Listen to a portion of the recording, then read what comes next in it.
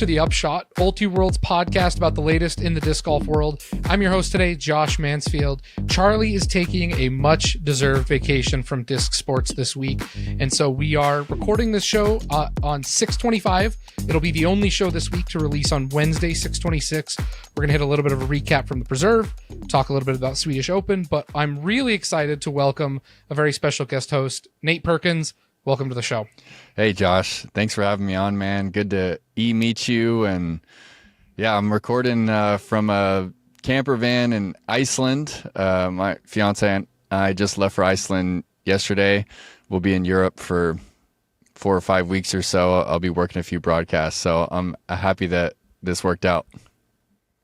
Thank you for making the timing work. I know how hard it is to mess with time zones across the pond. Yeah. But very excited to have you. So how's Iceland been? First off, I mean, that's one of my dream vacation destinations. Well, Catherine and I really love hot springs, and we love cold plunging. And I've always read about the many natural hot springs that Iceland has. So today we found one just like in town in Reykjavik, and it's on the beach, and it's free. And so there's a geothermal beach, and they pump the water into this little man-made pool, and then they have a steam room that you can also go in for free. And then the sea is like 45 degrees Fahrenheit, so it's like a perfect cold plunge. And but we can't wait to get out into the highlands, they're called, where the glaciers are and the canyons and stuff, and go find some more hot springs. So we're pretty stoked.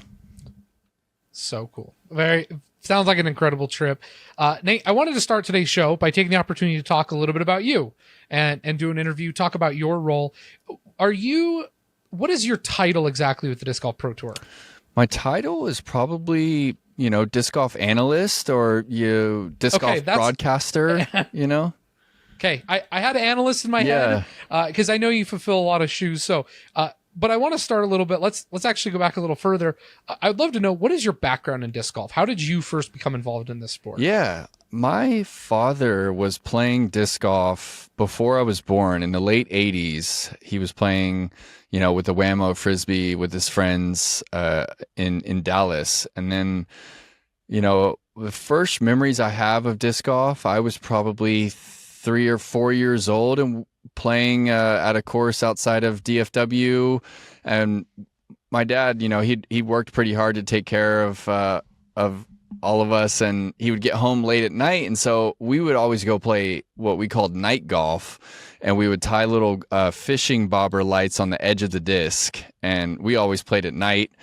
And then I didn't really play competitively throughout my childhood.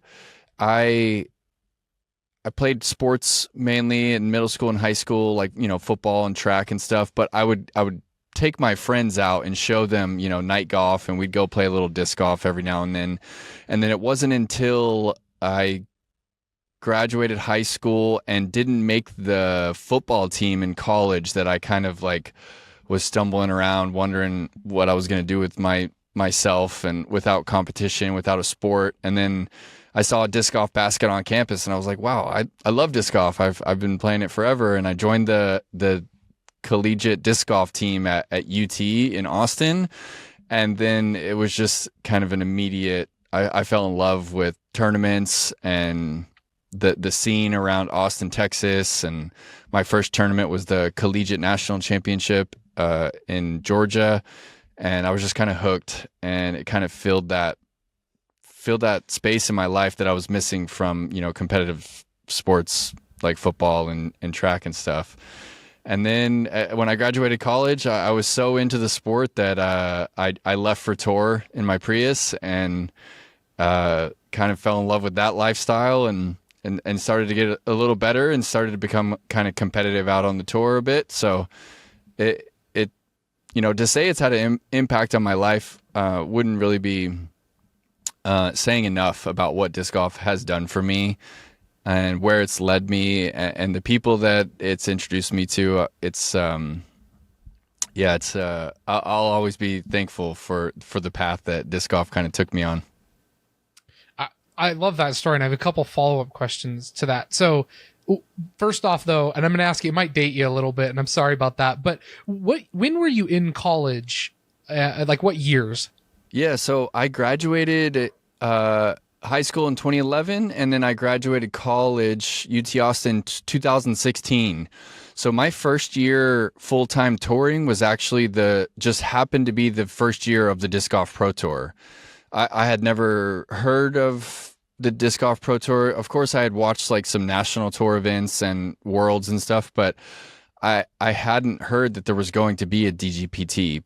But I think it was, I don't know, like maybe 2020 or something. I had played more DGPT events than anybody, just because I was at the very first one, and then I didn't miss one, until I think after COVID. So it was just kind of good timing for me. And I guess if you want to call it a rise into the sport, just like a fortunate timing, before like the next big wave, and before it just became even more difficult to become competitive out there. You mean before you had a bunch of 16-year-olds on tour who were out throwing everybody? Yeah. So you say you found it through competitive collegiate disc golf. Charlie and I have talked about collegiate disc golf because, Charlie very closely affiliated on the ultimate side, and ultimate and college is a significantly more established scene than it is on the disc golf side. What was your experience like in collegiate disc golf? And I wonder if you could speak maybe as well to like, what do you see as kind of the future of collegiate disc golf? Yeah, my experience, the club was, it was really small. It was maybe 10 or 12 guys that were really into it. And there wasn't any kind of, I don't know, it wasn't really recognized from the university. Of course, at UT, sports are huge there. And so their club stuff isn't really, doesn't have the same validation that the other sports have, or the other inter-rim sports have. And but we kind of just got together and decided to get ourselves out to the collegiate championship. And there I saw where the potential was for, the collegiate disc golf community, because they were able to get Simon Lizotte was out there actually the first year I went in 2014, throwing distance lines and stuff. So it was already kind of recognized, obviously, by the PDGA, and just it felt like it had legitimacy to it, and there was legitimacy to the title and everything. So that's, thankfully it like hooked me into it enough that I'm like, wow, this is an amazing sport, amazing community. I want to be all about this. And so I feel like the future is pretty clear in that colleges are eventually going to start, recognizing disc golf as, I see it being like an NCAA sport, where there's an NCAA tournament, and they award a national champion, and whether that be related to the PDGA or not, I don't even know if that, matters, but I definitely see a big future for disc golf at the collegiate level. Before I transition to kind of the broadcasting and media side, I'm curious to know what your collegiate degree is in. Yeah, so it's biology, and the sub-degree is ecology, evolution, and animal behavior. Okay. Yep. What were your plans? This is just purely for my own curiosity. What were your plans with that degree? I assume it wasn't disc golf broadcasting when you initially set out to do biology. No, definitely not. I was, I was hoping to do something outside with maybe Texas Parks and Wildlife.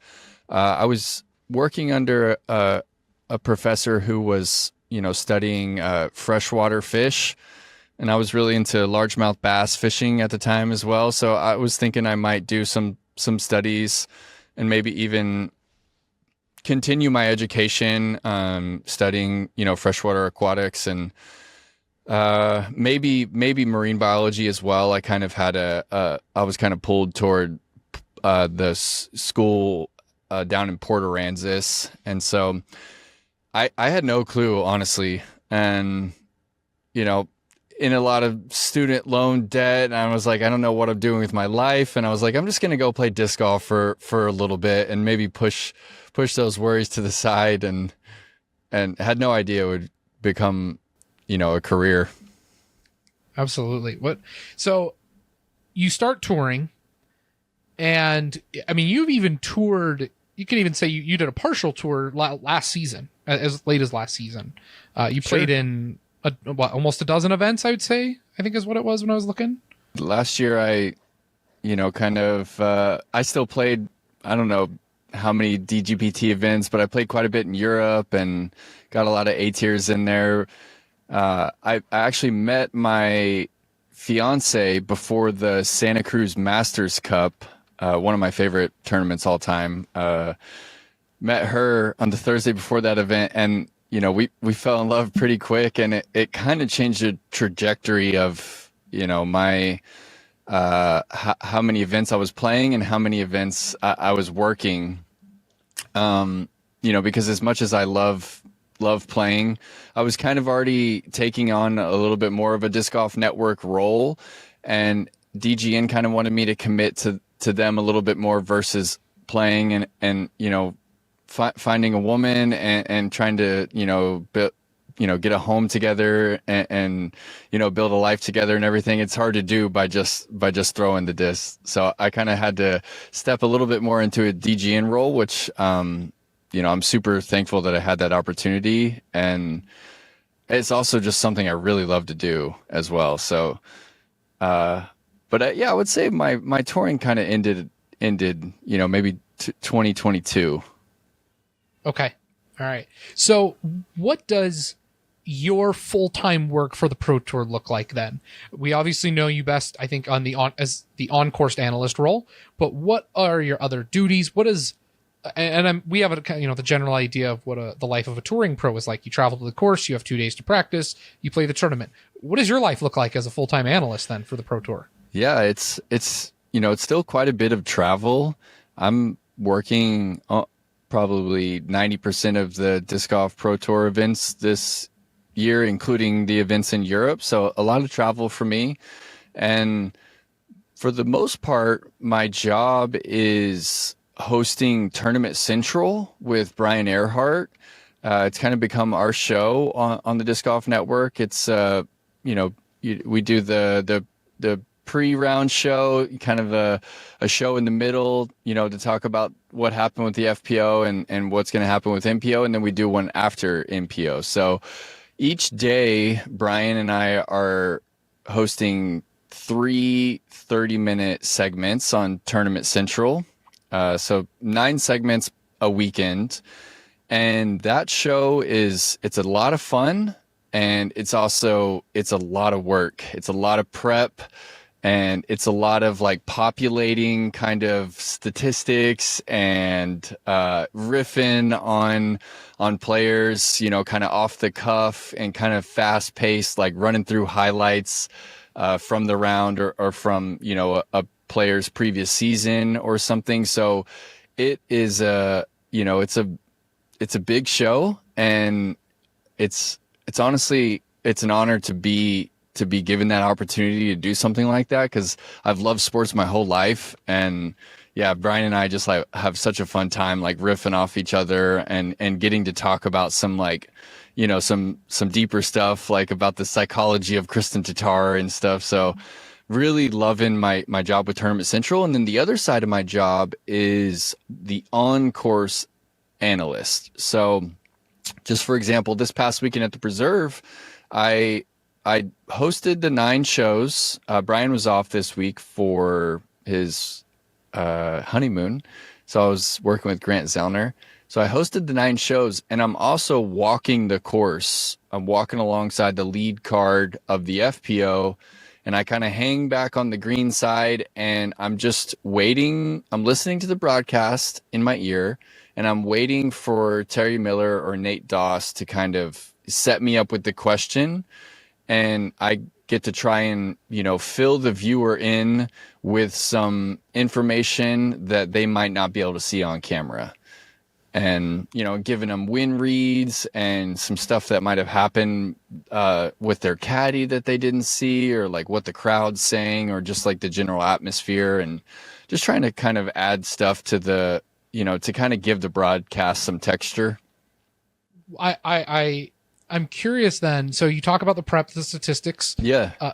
This year we made the transition from UDisc Live to PDGA Live. Yeah. And pretty tough. The rollout, that's a great way to put it, Nate. It was pretty tough. It was tough, what was that experience like for you as a broadcaster? And what is it like now still? Do you miss UDisc? Is it getting better? What's that like? No, I miss UDisc, man. UDisc was,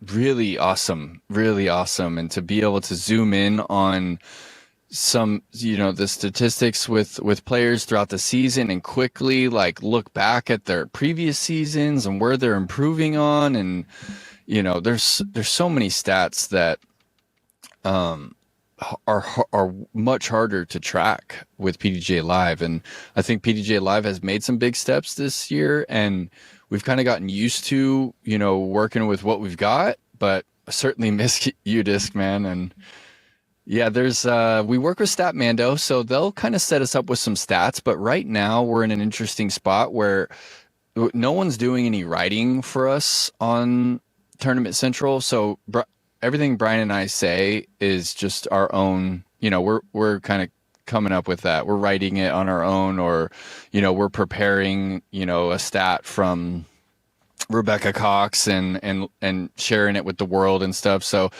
it's an interesting spot, because I've spoken with, some people who work with, CBS or TNT, and they've got just like teams of writers, and they've got statisticians that are just like in their ear, like hooking them up with stats on the fly and stuff. So we're just doing it all off the cuff, man. And Nate, do you have a makeup person? No makeup person yet, man. But no makeup person. Maybe when disc golf gets picked up, by ESPN or something, maybe I'll still be around. You need to call those friends at TNT. It sounds like they're going to have some space available after this NBA season. Yeah, they might cancel that show I saw. Yeah. So it sounds like, your weekends, obviously, you've got the different shows in addition to being the on-course analyst. Does that mean that you find your work week primarily kind of like loaded at the end, and like you have a couple days, obviously traveling, getting to the tournament, but then do you kind of have a couple days in the beginning of the week off and you're primarily just working the weekends? Yeah. So I also host the press conferences on Thursday, usually 1 to 3. And, so I arrive at the tournament, typically on a Thursday, and I consider that a work day. And yeah, I would say that, the rest of the week is kind of, I have off, and there's a little bit of prep that still goes into some of those days, and that could even just look like maybe walking with some of my friends for a practice round and checking out the course and talking to them about changes. But yeah, I would say Monday, Tuesday, Wednesday are definitely, my days off. Okay. I'm always just curious to know how these different media roles inside of disc golf evolve, because, obviously it's not a typical 9 to 5. You obviously have a very different work life than I think a lot of us are used to. And so I appreciate you giving some insight into that kind of thing. One of the areas of disc golf that I think we've been a little bit critical at times, and prior to COVID especially, the intimacy with disc golf professionals. Yeah. Right? You could, Charlie tells his famous story of walking onto the fairways of Peoria on the 2019 Worlds. There's no gates, there's no tickets. You just kind of showed up. You could meet pros. And that's changing as it becomes more and more professionalized. You obviously it's known that you're good friends with lots of players on tour. Do you find it difficult to be both a reporter who's meant to give kind of objective media analysis, as well as close friends who you travel and spend a lot of time with? Man, That's a great question. And yes, there are some times where it almost like puts strain on the friendship to be in the position I am to, you know, give analysis, especially on Tournament Central, to kind of give analysis and like say like, hey, you know, Kev Jones, like, I don't feel like he's got it this week, or, you know, like, where's James Conrad at, you know, and a lot of the times it's a lot of fun because I'm able to, because of those friendships, like offer some insight about, you know, their approach to the game or just their mentality or where they're at in where I think they're at in their life right now, like what's going on off the course.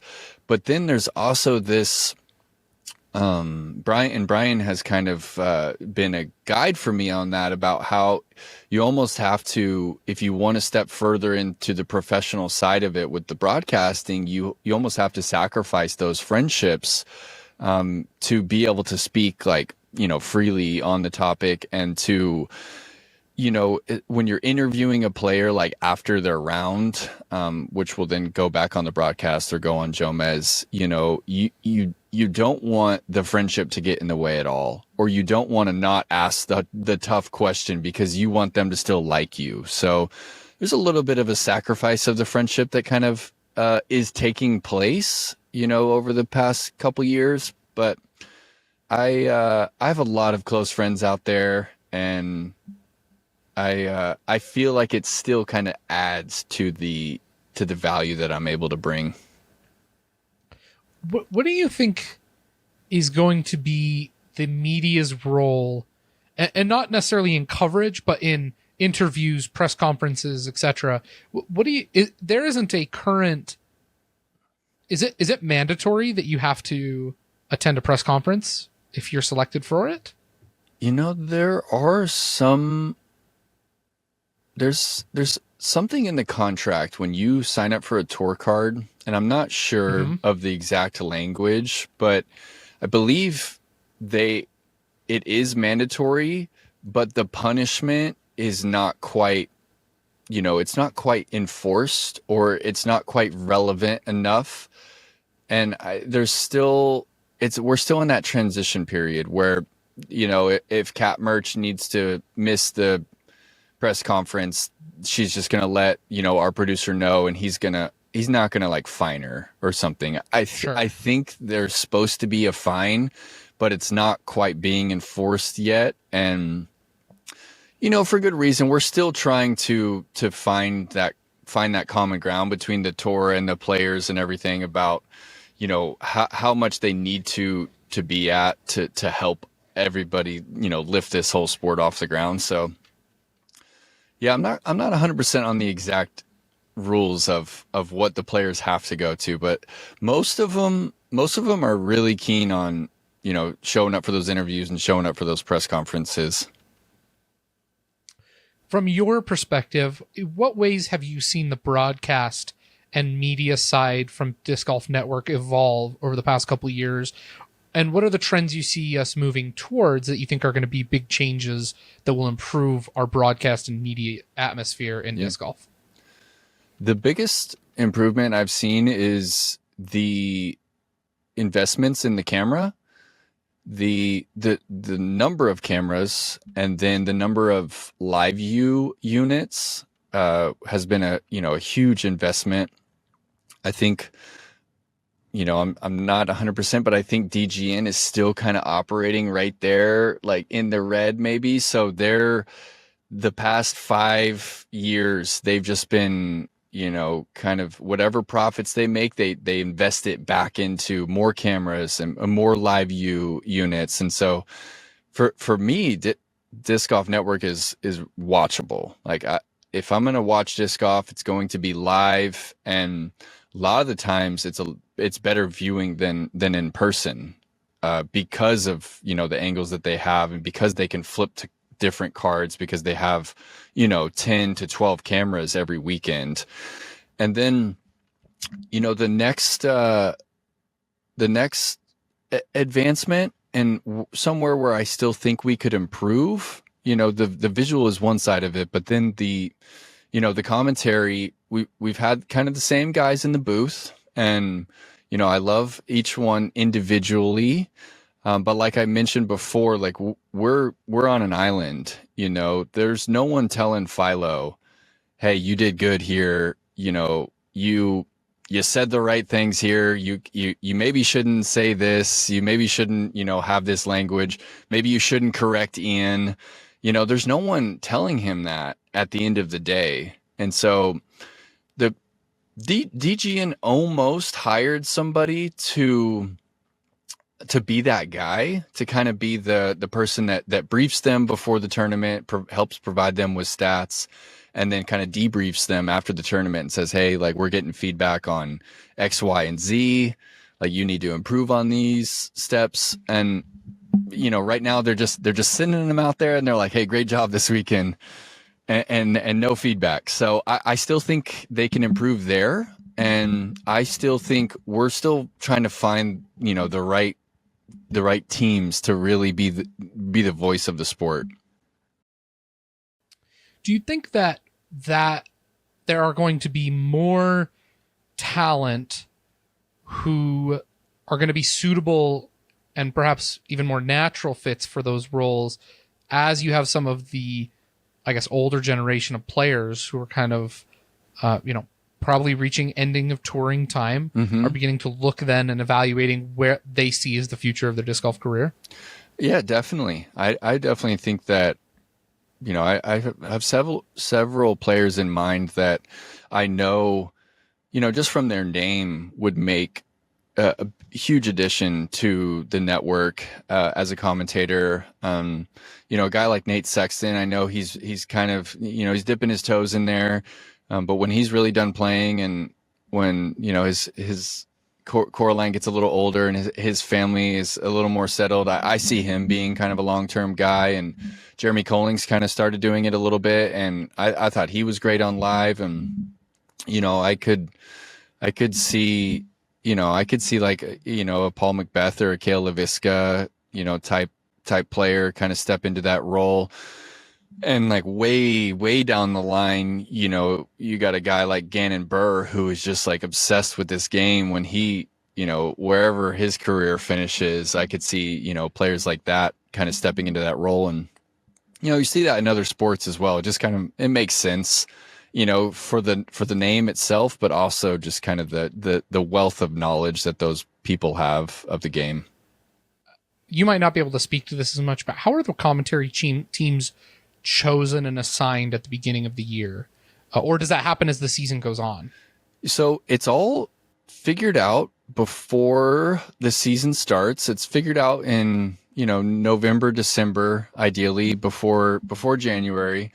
And there's really one producer right now who he works so hard. He produces almost every live show, and he also schedules out the entire season. So he's scheduling me, scheduling Brian, every disc golf analyst, every commentator, the commentators in Europe. So it's a big job to schedule that, and that in itself could just be a job.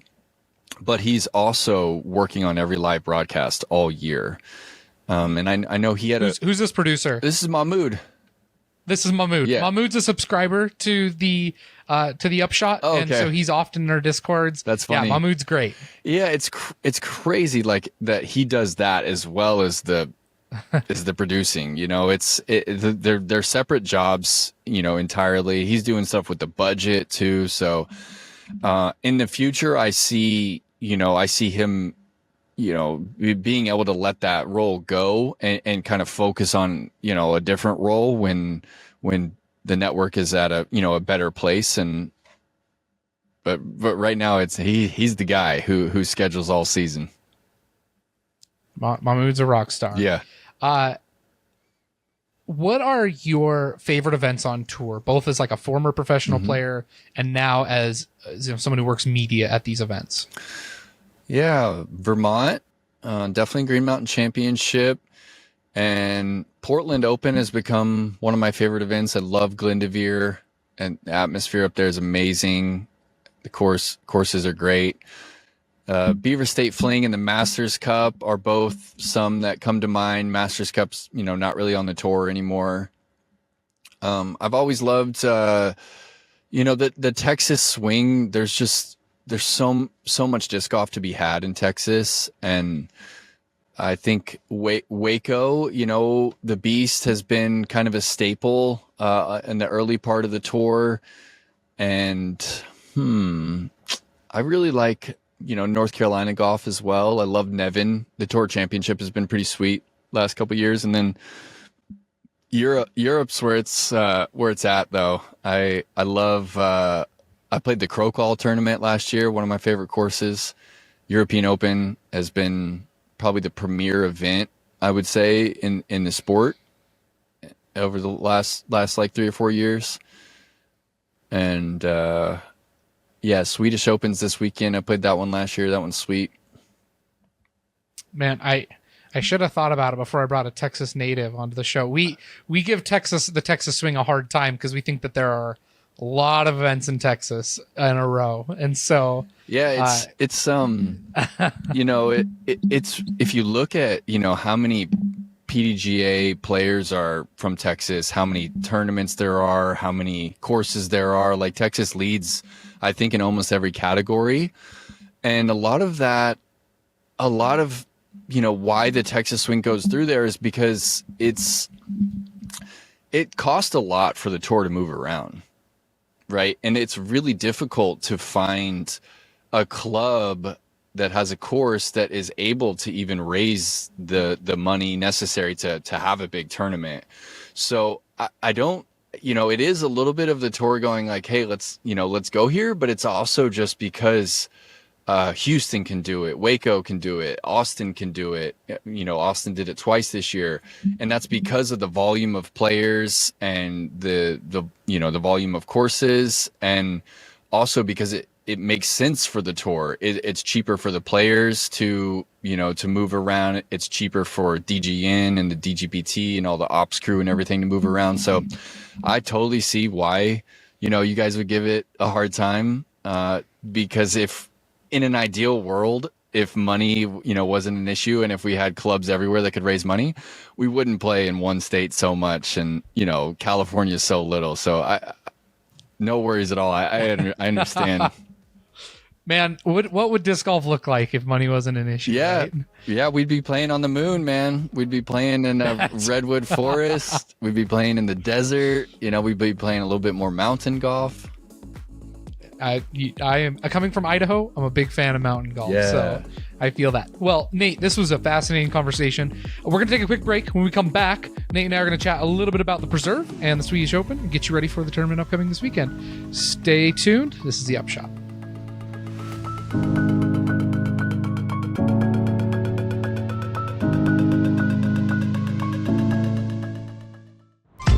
At Pound, the quality of our gear runs deeper than the stitching.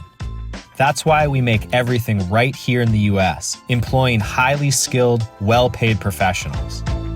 From bomb-proof Cordura fabric to YKK zippers and recycled plastics, we source the highest quality US materials to make the most comfortable, durable pack in disc golf.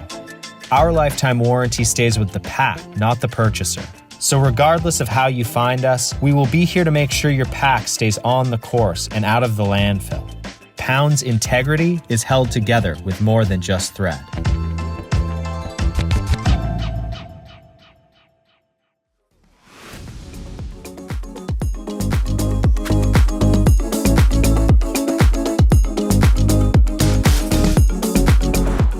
Welcome back to the Upshot. This past weekend, we had the Preserve Championship, what has been a staple on tour since COVID in Clearwater, Minnesota. Pretty exciting event. Ricky Wysocki takes the win down in a one-stroke win over Kyle Klein. Matteo and Isaac Robinson tie for third place. Over an FPO, Missy Gannon gets the win. Ends up beating Holland out by 2 strokes, but I think that score belies a little bit how close it was down the stretch. Nate, I've got a couple of questions that I want to ask you about this event, because I think we saw 2 very different and interesting storylines here. Over on the MPO side, you have Ricky, who loves this tournament. This is now his third time winning the event, and he takes the win over a lot of what I would say are kind of the young faces of the sport. Isaac Robinson, who won 2 majors last year, Kyle Klein, who's a USDGC winner. You also have Gannon Buhr, who has been probably one of the best players in the world over the past couple of beginning of this season, end of last season. What set Ricky apart this weekend over those guys in your view? Man, when you have a course that's, you really need to go double digits, like the margin that you have for error it's razor thin, right? Like you can't make a lot of big mistakes at all. And I think what really separated Ricky down the stretch was the pressure that starts to build up in those final 9 holes of a 3-round tournament. When you already have the pressure of, hey, I need to birdie every hole, then you have the pressure of, if I do birdie every hole, I'm going to win. That's why I think Isaac Robinson, 4-putt on hole 13. I can't think of another reason why he would, miss 3 putts in a row like that. And then why Kyle Klein kind of missed that putt on 15 and kind of pulled the shot on 16. Those shots are not difficult for those players, and the conditions weren't very difficult for those players at those moments. And Ricky just is able to play through that pressure and even use that pressure to make those putts. Like when he nearly missed the Mando on 2 and gets his first bogey of the tournament, he comes back, parks 3. Then makes a nasty 50-footer on 4, another 55-footer on 5. Any other player, they bogey that hole, it's going to be really difficult to come back and make 2 circle 2 putts in a row like that. And that's why Ricky's won so many tournaments over the years is, he's just able to harness that pressure and really, shine in the moment. And I don't think there's anything about the course that really outside the lack of OB, I don't see Ricky's game really separating from the field because everyone that's playing can birdie all the holes. So I really do think it has more to do with him being able to play through that pressure. The guys that I mentioned on the list who kind of fell off, Kyle Klein, Isaac Robinson, Gannon Buhr, they all are major winners and in the past 2 years. And I want to add one other player in there, and that is Anthony Barella, who's been going through a bit of a slump, has a great performance, finishes in 7th. What do you think separates Gannon Buhr from the other 3 guys on this list? And Isaac Robinson has obviously the incredible performance last season, but has been underperforming this season relative to, I think, expectations. So what separates Gannon Buhr from the other 3 guys on this list? For me, the biggest thing is Gannon's putt. So, Anthony, Isaac, Kyle's kind of worked in a little bit more of the nose down, but all 3, Anthony, Isaac, and Kyle, all kind of purely spin it. Kyle's slight pitch lately in the last 2 years, but they all 3 purely spin it. And when they're on, it's really special. Like when Isaac was on at Idlewild in 2022, and then obviously on for, Champs Cup and Worlds, it was so special, and it looked like it was the future of putting, right? And same with Lizotte. When he's purely spinning them in, it's so much fun to watch. But the modified pitch that Gannon has, it's just so special. He's pulling it from his left hip, and he's popping it up with his fingers like Rick, like Kevin Jones, like Calvin, and getting that nose down. And then because he's so lanky and because of the way that he, kind of does an off-axis putt from his hip, it's just got so much pace. And when you get really confident with whatever putt style you have, when you get really confident with it, when you get really confident with a fast putt that's nose down, that's partially a pitch, I think it's the best putt in the game. You know, it's what Rick's been doing for years, what Heimberg does, what Kevin Jones, like those. It's an incredible style of putting, and so for me, that's the biggest thing that Gannon does that is you know, better than those three players, and I think in the long term is going to win him more tournaments. And the next thing is, you know, Gannon, I think, is, you know, better off the tee right now than all three of those players. I think he's just given himself more chances. His mistakes are much smaller than Klein's or Robinson's. And, you know, he's got the forehand prowess over Robinson for sure. And I think you can be a purely backhand player and win big tournaments, but there's going to be moments where the level of execution needed is higher. So Gannon has an advantage over, I would say, Robinson there, and is kind of, you know, in a similar ballpark with Klein and Barella with the forehand. But it's when you're comparing, you know, the best players in the world like we are right now, the difference is small, and the difference in execution in the moment can be fractions of a degree, or, you know, the fractions of the thought that passed through your mind at the last second. And Gannon just has that extra X factor to him. He's in the right mindset when he's executing his shots, and that difference is the biggest thing it's difficult to put your finger on, you know, because the skill set is it's marginally different amongst those players. All right, so shifting gears a little bit over the FPO side, we are in an era that is undoubtedly the Kristen era. She is in a class of her own, but is surrounded by players where you have like Evelina and Holland, who are both very high ceiling players, but also very low in terms of their floor. But Missy is, you know, we talk about them as having higher ceilings than Missy, but Missy next to Kristen is the most winningest player since since COVID. What is Missy's place in the current makeup of FPO? Yeah, Missy separates herself in a similar way that Ricky does. She's able to kind of perform under that pressure, and she actually, you know, feeds off that pressure.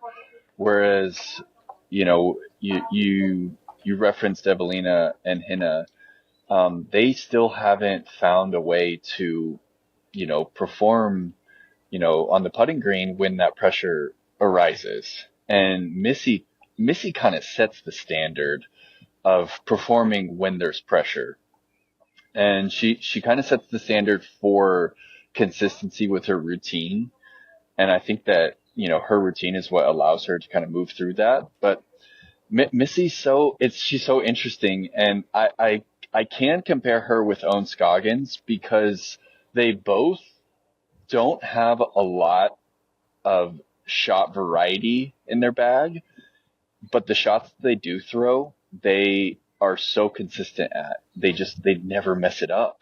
And in the FPO side of things, it's not necessarily like, hey, let's rack up as many birdies as we can. It's like minimize the mistakes, right? And that's what Tatar has won most of her tournaments on. I mean, she is still birdieing, you know, 5-6 holes around on average, you know, over the past 2 years, but she's making the least amount of mistakes. And then right behind her is Missy Gannon.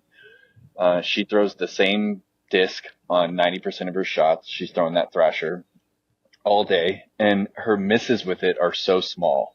Like if she's trying to throw 12 o'clock, you know, her miss is like 11:40 to like 12:30.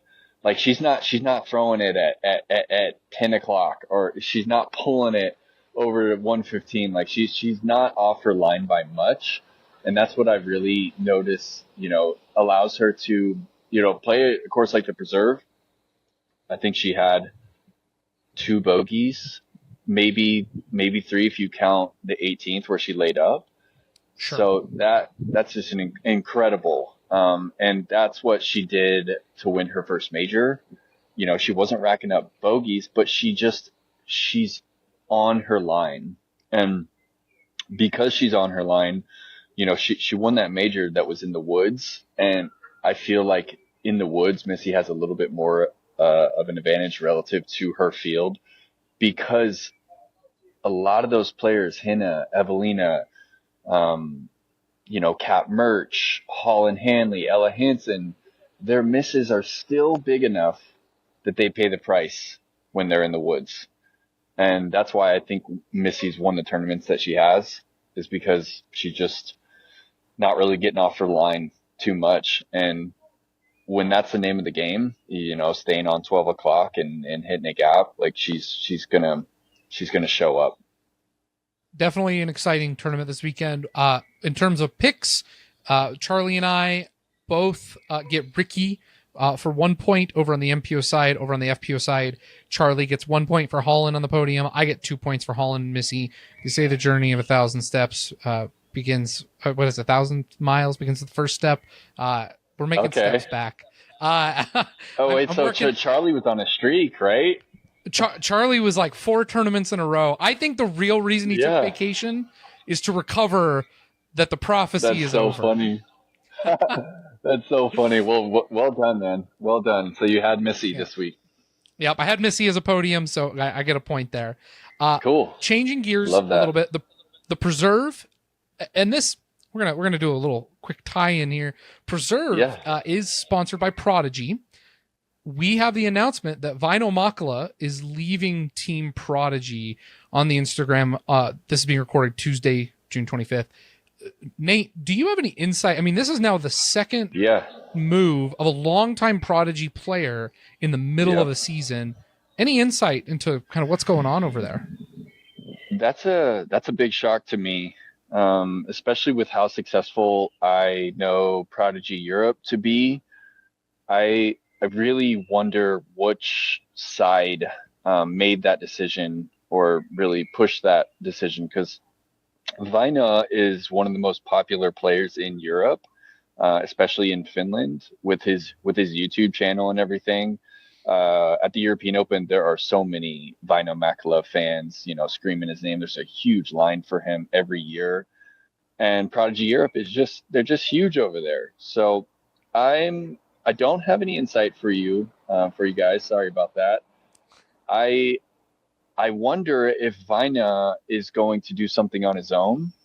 I think that the Kevin Jones thing was kind of more Prodigy's doing, and I'm guessing that this one is more Väinö's doing, and he is going to potentially like maybe start his own line of discs, or you know, maybe be working with the House of Discs over there, because he's a huge player, super valuable player.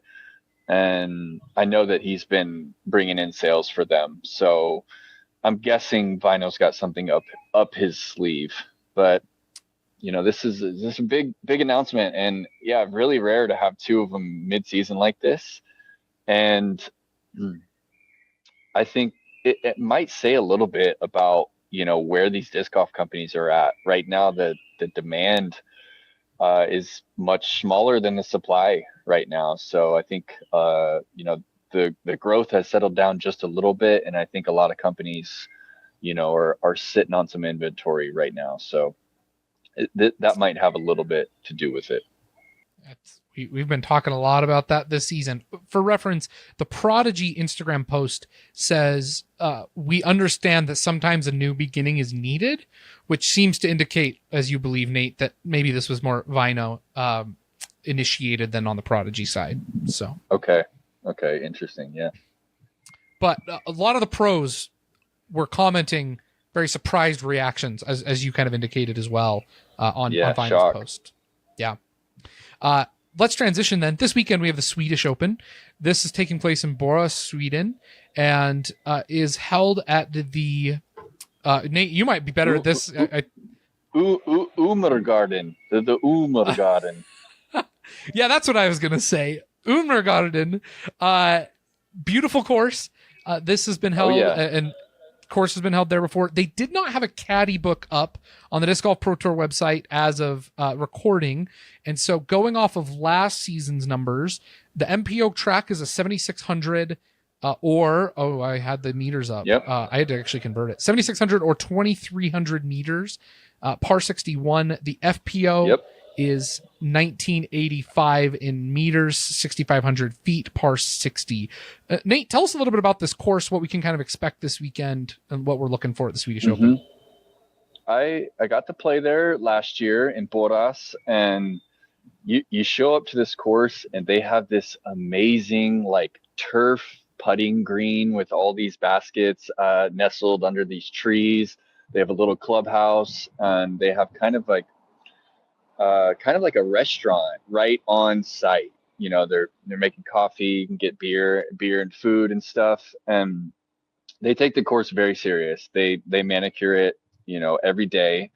And it's a very short and technical course. I could kind of compare it to like a Brewster Ridge in the technicality, and you know, 90% of it, if not all, is, you know, you could say is a wooded. They're all wooded holes, and you know, half of it is like really wooded, and you have to be really precise to get your birdies. Even on the shorter holes, you know, you're talking, you've got to hit a sequence of gaps that are, you know, 3 to 6 feet across. So really technical track, super fun to play. There are a couple signature holes there. There's this one downhill par 4 that you can reach in one. There's a big bell at the bottom that you ring when you're clear, and you can see the town of Buhr, the name of Buhr is like in the earth behind the basket. So it's super scenic. Beautiful pine trees and birch trees, and it's got a lot of memorable, you know, shots out there. And yeah, I think that players are going to have to shoot, you know, double digits. Big thanks to Nate for coming by and talking for the show. What you don't see on the background is that Nate actually gave me a lot more of his time than I think was originally planned, and definitely more than airtime. He is, as he mentioned, in Iceland and had very spotty internet connection, and so we were kind of fighting with that connection issue for the entire show. So big thanks for Nate for coming out. We'll just finish wrapping up here on the preview of the Swedish Open. For the players that are currently planning to attend, over on the MPO side, you are beginning to see the influx of some of the professional Americans who are getting ready for the European Open and the greater part of the European swing. That includes Calvin Heiberg, Ricky Wysocki, Eagle McMahon, Paul Macbeth, Bradley Williams, James Proctor, who was already over there. James Conrad's now over. You also then have like Nicholas Antila, for example, who's going to be playing. He played and has been playing in Europe for a couple of weeks now. Lauri Lehtinen, Jakub Semerad are your other top. Mauri Vilman, and those are your top-rated MPO players as well on the European side. Over on the FPO side, Evelina and Henna are your top 2 rated FPO players. Ella Hansen is the next highest, and really the notable American player here. Only one of 2, and the one in terms of rating of note. Silva Saarinen, Heidi Leine, Lucky Lorenzen, Anniken Sten, Rachel Turton kind of round out your 940 plus rated FPO players. So field definitely getting a little bit more competitive as we go on. For our picks, on my picks, I have what are going to feel quite chalky for the most part. It still feels like there's a bit of disparity between kind of the top rated players here and then the drop off, though I think there could be some interest in the mix up. It is a shorter course. And so I don't, distance isn't going to be a big role here. It's going to be about hitting your lines. I've got Calvin in the 3 spot. He's top rated player, is only player in the 1050s right now, and playing great golf. I've got Eagle in the 2 spot with distance not being a concern. And I know that when you think of like Champions Cup and the 4 rounds at Northwood, like he did not play well in the woods. He is obviously playing better, and with distance not really being a consideration on this course, I'm hoping that allows him to focus and really just prioritize hitting lines. And getting back to some old Eagle form. But my pick for the win has got to be Nicholas. He's been playing super well since going over in Europe and has to just continue to be the favorite. He's won over in the States and is now playing in courses and places that he feels more comfortable. I think Nicholas is a lock favorite basically until we get to the major. Over on the, I've got Charlie's picks as well. Had him send those in. I don't know if we get to call him a prophecy anymore. This is great. We kind of get to rag on Charlie a little bit while he's not here. He's got Ricky Wysocki in the 3 spot, looking to bounce back with a podium finish. Or no, that's not bounce back. Continue strong play with a podium finish after his win at the Preserve. He's got Nicholas in the 2 spot and Vinny for the win to take down the event this weekend at the Swedish Open. Over on the FPO side, Charlie has Ella in the 3 spot, Silva Saarinen in the 2 spot, but Evelina Salonen in the win.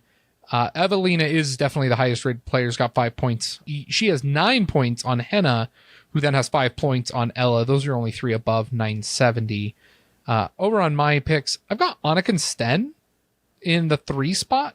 I think that this is an opportunity where the lack of distance is going to kind of compress scores among these top players where otherwise rating might be a difference. And so given what Anniken's been able to show us this season, I really like her to play well here with distance not being a consideration. In my 2 spot, Silva Saarinen. In my 2 spot, I have Evelina Salonen. I think she's been playing incredibly well and at a very top level, but without the distance advantage, I give my win to Silva Saarinen.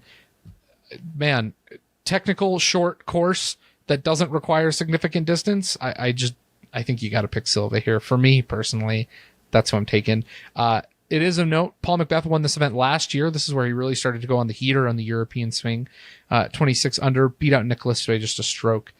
Over on the FPO side, Silva Saarinen won 8 down. Very much more limited FPO field. Second place was even, so really kind of blew out the water there. Everyone else out of the water. Couple of last housekeeping notes. There was some discussion with Nate about Väinö Mäkelä and his contract. Since that discussion, in just the time that we've been recording, there was an article published by Frisbee Golf Media, which is a Finnish news media site for disc golf, that interviewed and talked to Väinö a little bit and has some comments on his split with Prodigy. Quoting the article, mixed but relieved feelings. Väinö Mäkelä tells Frisbee Golf Media, this has been worked on for a long time, and now it finally happens. He goes on to talk about how the process was initiated kind of at the end of December, and has really kind of been a lot of pressure on him, and that he's now currently looking for a new path.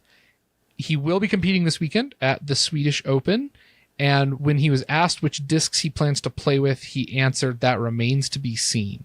So a couple other comments seems to confirm here what Nate speculated, that this felt like a Väinö initiated decision on his part. If you want to make picks of your own for the Swedish Open this weekend, you can go over and make picks if you are a subscriber and follow along, play against Charlie and I. Charlie currently in the lead right now, blowing everybody out of the water. So make sure to head over there and compete. Also, if you wanted a more in-depth recap of the Preserve, we did do our Rapid React show. It was a great show. You can access that and all of our Rapid Reacts and sub-bonus episodes if you are a subscriber, less than $4 a month to get your subscription. We are going to try and do a Rapid Reacts after the Swedish Open. Timing to be determined. We'll make sure to announce that in the Discord, though. And that is going to do it for this week's show. Big thanks again to Nate, battling through those connection issues. Hopefully Charlie's enjoying a great vacation. Thank you to all the listeners, and we will see you next week. Thanks again for listening to the Upshot.